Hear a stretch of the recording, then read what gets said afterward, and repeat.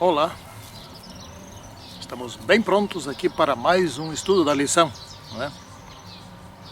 Desta vez a lição número 12, do quarto trimestre de 2016. Caramba! É o próximo ano, 2017, quando o mundo cristão comemorará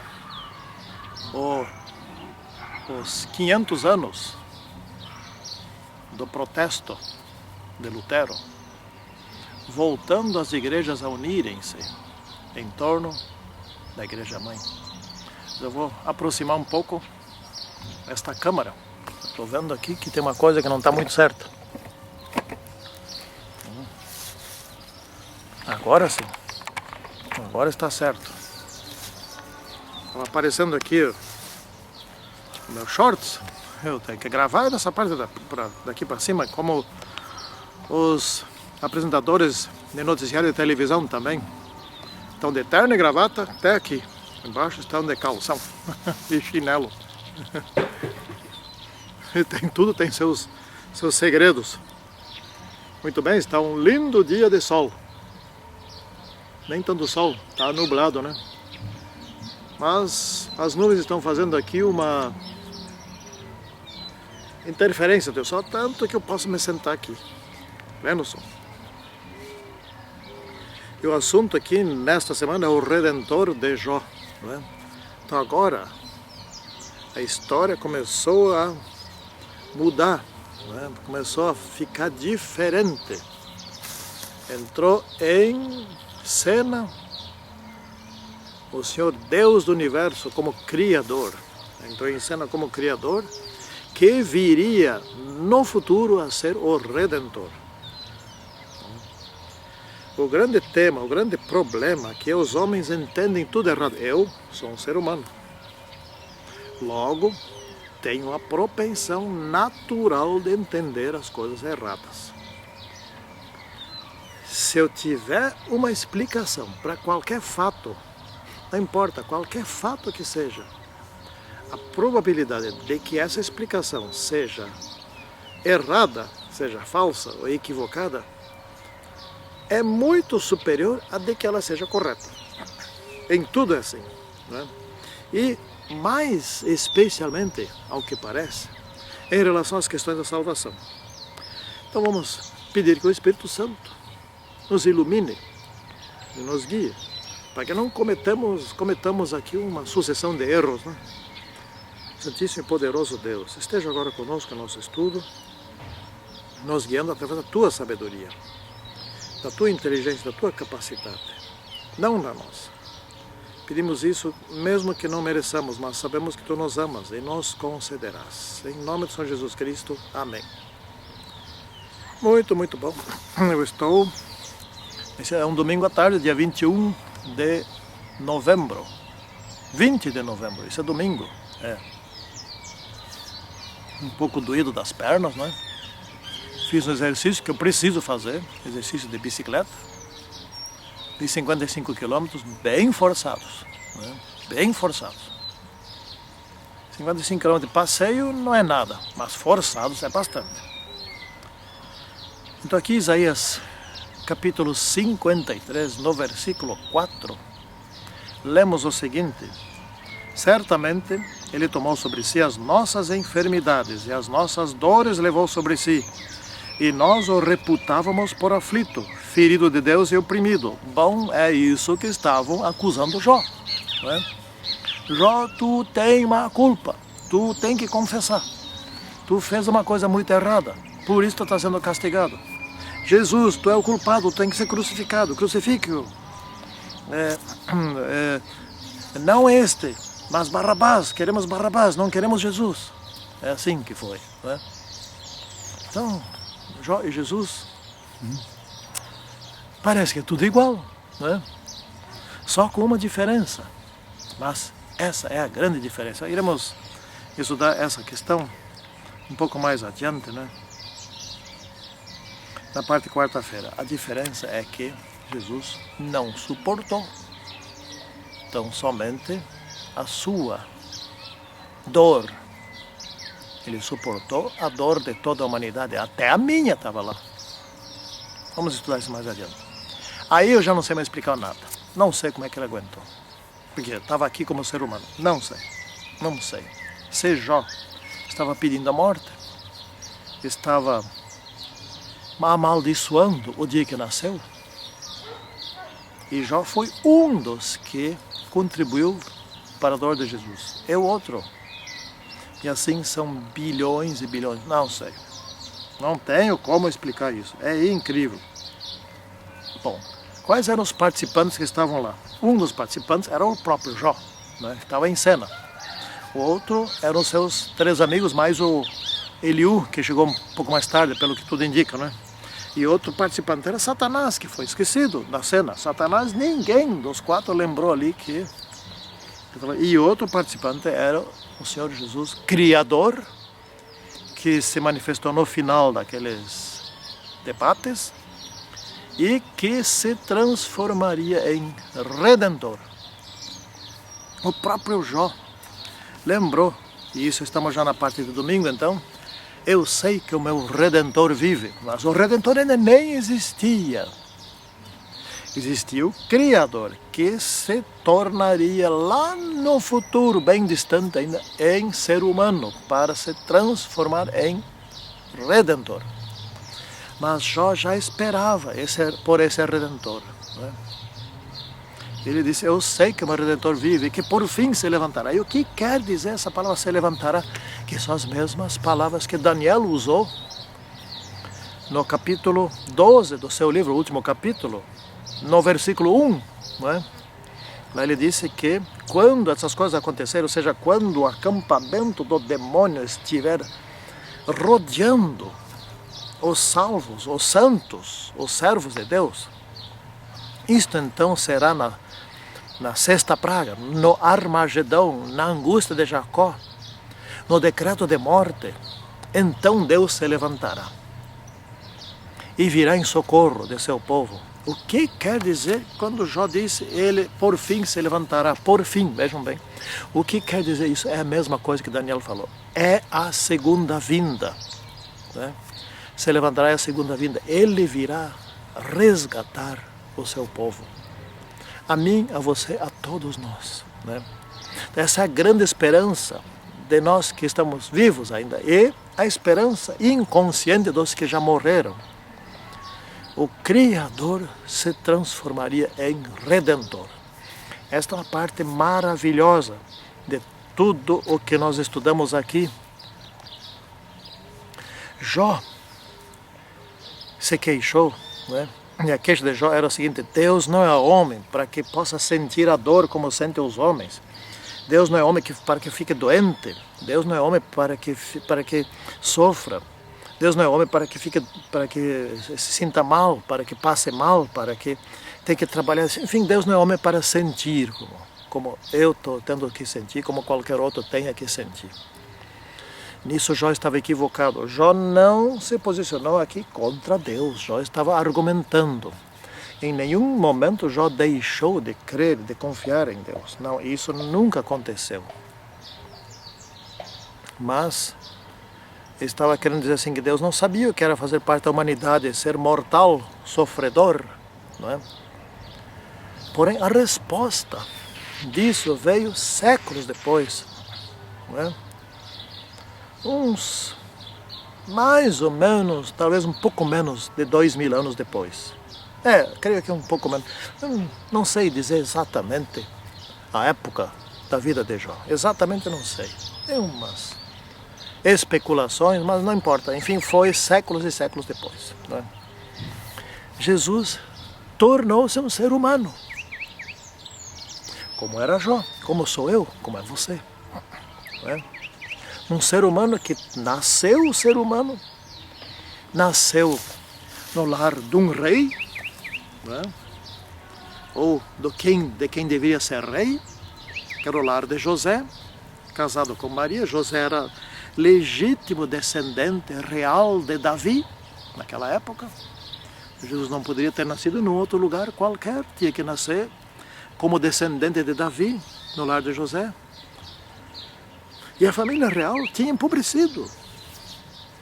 O que era para ser rei, se houvesse ainda reinado, que seria José, era um simples carpinteiro, alguém que vivia dando duro para sobreviver, do suor do rosto, para sobreviver. Era pobre, né? Não muito estudado, pouco estudado. Se fosse muito estudado, não seria carpinteiro. Então Jesus nasceu num lar humilde, porque a família real ficou humilde, ficou pobre, empobreceu, né? E cresceu como uma criança, como um bebê, como uma criança, como adolescente, como jovem, como adulto. E não chegou a envelhecer porque aos 33 anos e meio foi morto. Ele pregou aqui, foi contestado como profeta, ele pregou como profeta. E foi contestado pelo seu próprio povo. Ele veio para salvar seu povo e foi contestado pelo seu povo. Não queremos você, não queremos você. Os líderes do povo não queriam ele. Não, tu não serve. Não queremos você, tá? Quem você pensa que você é? Não é? E lá estavam brigando com ele o tempo todo. Aliás, poucos são os profetas que não foram terrivelmente perseguidos ao longo da história. Por quem? Pelos líderes religiosos do povo. Assim é hoje, em nossos dias também.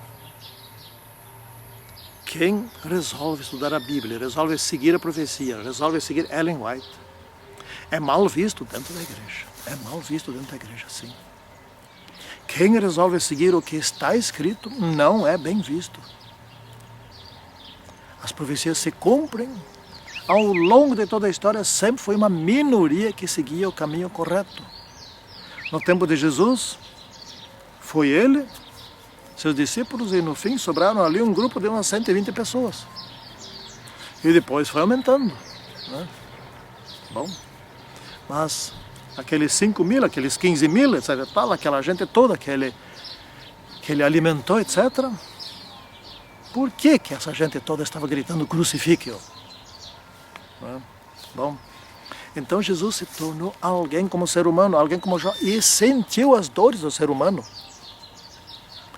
Eu não sei como explicar aqui, está na parte, essa história começa aqui na parte de segunda-feira, continua na parte de terça, não é? E na parte de quarta. Não sei explicar. Como é que Jesus aguentou? Sentindo a dor, a opressão, a dor. A senhora White fala lá que a dor dos pregos, a dor das chicotadas, a dor da dilaceração da sua pele, do cansaço, ele nem percebia de tão grande era a dor dos pecados sobre ele, a dor da culpa que ele sentia. Culpa não dele, a dor da culpa, a dor da separação do Deus Pai, porque não poderia estar junto com o Filho, Deus Filho, em forma de ser humano, frágil ser humano, tendo que aguentar a dor de todos os seres humanos. Então nisso Jó se enganou, dizendo que Deus não é homem. Sim, Deus se tornou homem. Naquela época ainda não era, mas viria a ser. E se tornou homem. E essas palavras de Jó se tornaram sábias. Se tornaram extremamente sábias. Por quê? Porque Jó sabia que para Deus entender o ser humano precisava ser homem, igual homem. E isto estava nos planos de Deus. Não foi naquela hora que Deus decidiu, é mesmo, é verdade, eu tenho que me tornar um ser humano, então vamos fazer Jó. Não, isso já era plano. Como Deus disse para Jó, onde estavas tu quando eu lancei os fundamentos do universo? Pois naquela época já pensavam eles que quando houvesse o pecado, o plano de restauração, de reconciliação, de salvação, de perdão, da graça, seria exatamente esse que nós hoje conhecemos, a cruz. A morte de Jesus em forma de ser humano na cruz, derramando o seu sangue. Então nisso, Jó errou e ao mesmo tempo falou com grande sabedoria, porque precisava Deus se transformar em ser humano, e ele fez isso.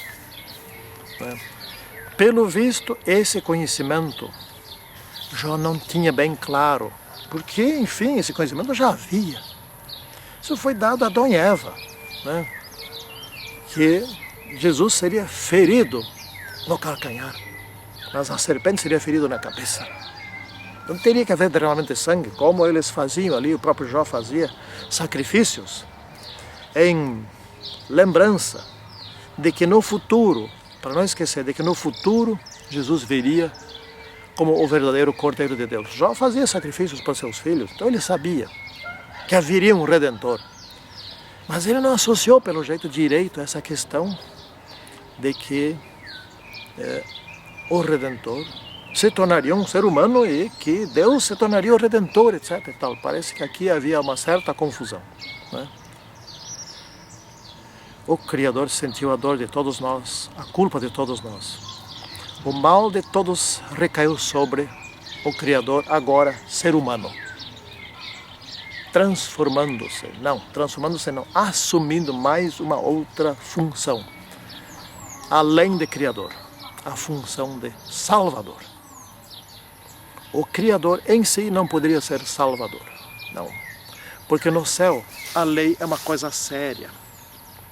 Não é tipo assim, pecou, não, tá bom, dessa vez passa, né? Não, pecou, pagou. Só que eu, Deus, vou pagar. Todos aqueles que se arrependerem, eu perdoo, porque eu paguei. Eu posso perdoar quem eu quero. Tenho direito. Jesus tem direito de perdoar quem ele quiser. E ele perdoa todos, porque ele ama. Ele não perdoa só que esse aqui eu vou perdoar, esse ali se arrependeu, mas esse não vou perdoar, esse não precisa. Não.